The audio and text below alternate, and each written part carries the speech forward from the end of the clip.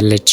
እስከዛሬ ድረስ ከጀርባዋ ሆኖ ሲያሰሩባትና የተለያየ ነገር ሲያደርጉባት እንደነበረ ሲገባት ጌቶ ቢሆንም አሁን ግን ቅስሟን ሰባብረው አስቀምጠዋታል። ምክንያቱም እሷ ቤቱ የኔ ነው ብላ እያንዳንዱን ነገር በተስፋና በትዕቢት ስታረግ የነበረው በጠቅላላ ውሸት እንደሆነ ስትረዳ ማቋቋም አቅቷታል።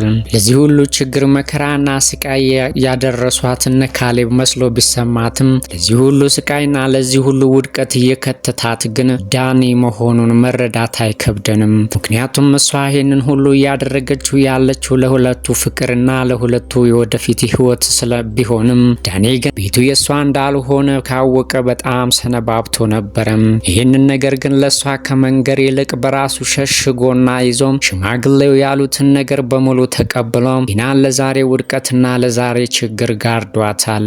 ምክንያቱም 4 ሚሊዮን ብሩን እሰጥሃለሁ ብሎ ሰውየው በውሸትና ወይም ደግሞ ተስፋ ተብትቦ ስላሰረው ሰውየው ያለውን ነገር ስላመነም እቅርሃለሁ ወይም ደግሞ ህይወቴን በሙሉ ላንተ ነው እየሰራሁ ያለሁት ለወደፊታችን ስኬት ብዬ ነው እየለፋውት ያለሁትኝ ብትለውና ደጋግማ ብትነግረውም እሱ ግን በአንድ ጊዜ ተስፋ ቆርጦና ነገሮች ሁሉ እንዳልተሳኩ ሲሰማ ቲናን ወደዛ ብሎ በራሱ መንገድ ለራሱ ሲያመቻች ቆይቷል። ይሄ ነገር ደግሞ ቲናን ትልቅ ዋጋና ትልቅ ነገር አስከፍሏታል ማለት ነው። ምክንያቱም ዳኒ አስቀድሞ ስለ ጉዳዩ ቢነግራት ኖሮ በሌላ መንገድ ትፈልግ ነበረ ወይም ደግሞ በዚህ ልክ ከቤቱ ውጡ ብላ ስትል በነሱ ፋንታ እሷ የዚህን ያህል ውርደትና ሽንፈት በፍጹም ላትቀምስ ትችል ነበር።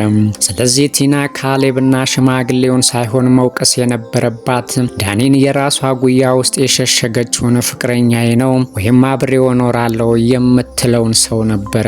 ዳኒ ግን ዛሬም ድረስ የሁሉ ነገር ከተፈጠረ በኋላ እንኳን ያለውን ችግር በግልጽ ሊነግራት አልቻለም። እንደሚያውቅ ራሱ ስትጠይቀው እጠረጥራለሁኝ እንጂ በፍጹም አላውቅም ብሎ ነው ያላት።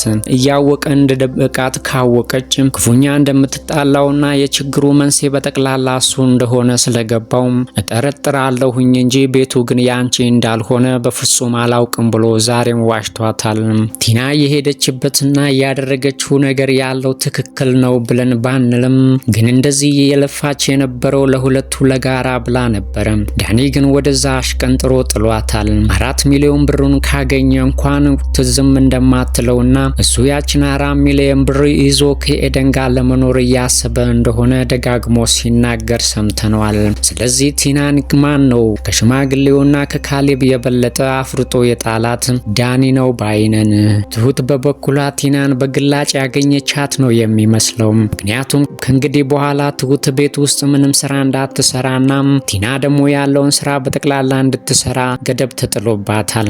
ትሁት ደግሞ ይሄንን አጋጣሚ በመጠቀም ለቲና እያሳየችው ያለው ባህሪ እንደ ቲና ጭካኔና ወይም ደግሞ ስርዓት አልበኝነት የጎደለው ነው ብለን ባንልም በፊት ያደረገቻችን ነገር እያንዳንዷን ጠብታ እያስከፈለቻት ያለ ነው የሚመስለው። ምግብ እንድትሰራና ቁርስ እንድትሰጣት ቲና ትሁትን ብታዛትም እኔ ሳልሆን እኮ አሁን ቁርስ ማቅረብ ያለብሽ አንቺ ነሽ፣ ላንቺ ብቻ ሳይሆን ለኔ ራሱም ቁርስ ማቅረብ ያለብሽ አንቺ ራስሽ ነሽ ብላ ብትላትም ቲና ግን በፍጹም ይሄንን አላደርግም ተነሽ አቅርቢልኝ ስትላት እንጂ በጣም ደፋሪ የሆንሽ ሴት ነሽ፣ ፈለግሽ አቅርቢልኝ ካልፈለግሽ ደግሞ ተይው ትንሽ ጠብቄሽ ለኔም እንኳን ካላቀረብሽልኝ ለራሴ ለብቻዬ ሰርቼ በላለው ብላታለች።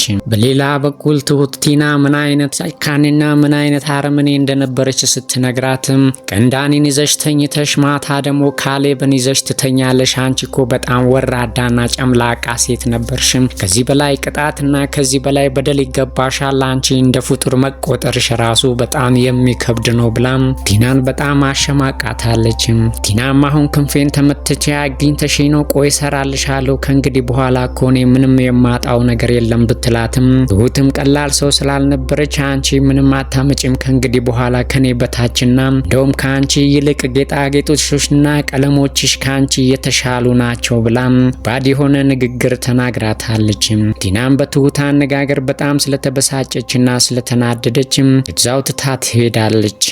ዛሬም ድረስ የሽማግሌው አሻንጉሊቱ ዳኒ በትህትናና በልምምጫ መልክ ቢለምነው ሽማግሌው ግን የልቡን ስለሚያቅና ከዚህ ቀደም አቅዶ ስለሆነ እየተንቀሳቀሰ ያለው ዛሬም ድረስ በዳኒ ያሾፈበትና እየቀለደበት ነው። ዳኒ ግን 4 ሚሊዮኑን ብር ይሰጠኛል ብሎ ተስፋ ቢያደርግም ሽማግሌው ይሰጠዋል ብለን በፍጹም ልንገምት አንችልም።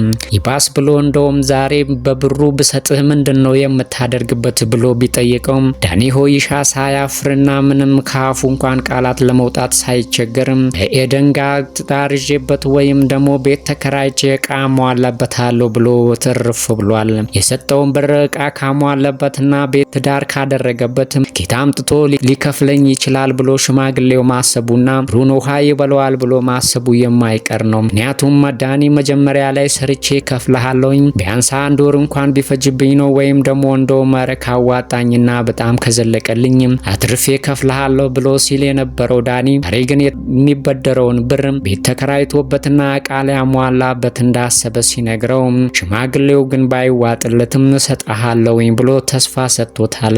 በሌላ በኩል ዳኒ በቲና ተስፋ ከቆረጠ የቆየ ቢሆንም ያሁኑ ግን የባስ ብሎ ሲያናግራት እንኳን ካፉ የሚወጡት ቃላቶች የሚሰብሩና የሚያሳዝኑ ናቸው።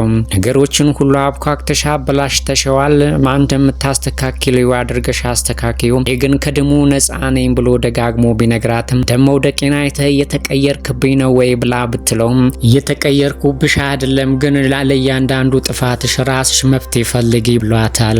ዛሬም ድረስ ከጥፋቷ የማትማረው ቲና ግን አሁንም ሽማግሌውንና ቤተሰቡን በጠቅላላ መጉዳትና እንደውም ዳጥ ብላ ይሄንን ሽማግሌ ገለዋለውን እያለች እየፎከረች ነው። ብትሆን ግን ከስተቷ ተምራ የተበላሸውን ነገር ለማስተካከልና ወደፊቱን ነገሮች በጎ ነገሮች ለማድረግ ብትጥር መልካም ነበር ባይነን። ሌላ በኩል ሽማግሌው ለዳኒ እስከ ዛሬ ድረስ ምንም ነገር እንዳታስብ ብሩን እሰጥሃለሁ ሲለው ከቆየ በኋላ ዛሬ ደግሞ ሌላ አማራጭና ሌላ ውስብስብ ነገር አቅርቦለታል። ነገሮች እንደሚሳኩና እንደማይሳኩ ማወቅ አለበት፣ ከሰራው ስህተቶች በሙሉ መማር አለበት ብሎ ስላሰበም እጣ አዘጋጅቼልሃለሁ፣ ከእጣ ውስጥ 2ቱ ያንተ ይሆናል፣ አንዱ ደግሞ የኔ ነው የሚሆነው። እዛ እጣ ውስጥ እድል ላንተ ከሆነች ላንተ ያለውን ነገር ታገኛለህ፣ ላንተ ካላለው ደግሞ ምንም ነገር አታገኝም ብሎታል። ዳኒም በቀረበለት እጣ መሰረት እጣውን ሲያነሳ ከፊት ለፊቱ የነበሩትን ትቶ ከ3ኛው ላይ ስላነሳ፣ ምክንያቱም ከፊት ለፊቱ 2 የተቀመጠለት እጣዎች ነበሩ። እሱ ግን የራሱን እድል ትቶ እጁን እዛ ተንጠራርቶ ስላነሳ የራስህን ትተህ የሰው መመኘት ምን ያደርግልሃል የሚለውን ትምህርት ሊያስተምረው ስለፈለገ ሽማግሌው ይህንን ነገር የሚያደርግ ይመስለናል ብለን እንገምታለን። ዳኒም 3ኛውን ወረቀት ስላነሳ የሱ ይሁን አይሁን የምናውቀው ነገር የለም። ግን ዳኒ የተሰጠውን እድሉ ገጥሞት ይሆን ወይስ ደግሞ ሽማግሌው እንዳሰበ እንደሚያስተምረውና የሱን ነገር ትቶ የሰው መመኘት እንደሌለበት ማወቅ እንዳለበት ሊያስተምረው እንደፈለገ ሽማግሌው ተሳክቶለት ይሆን ወይ እንላለን። የዛሬውን አበቃን። ባላችሁበት ሁሉ ሰላም ይሁንላችሁ።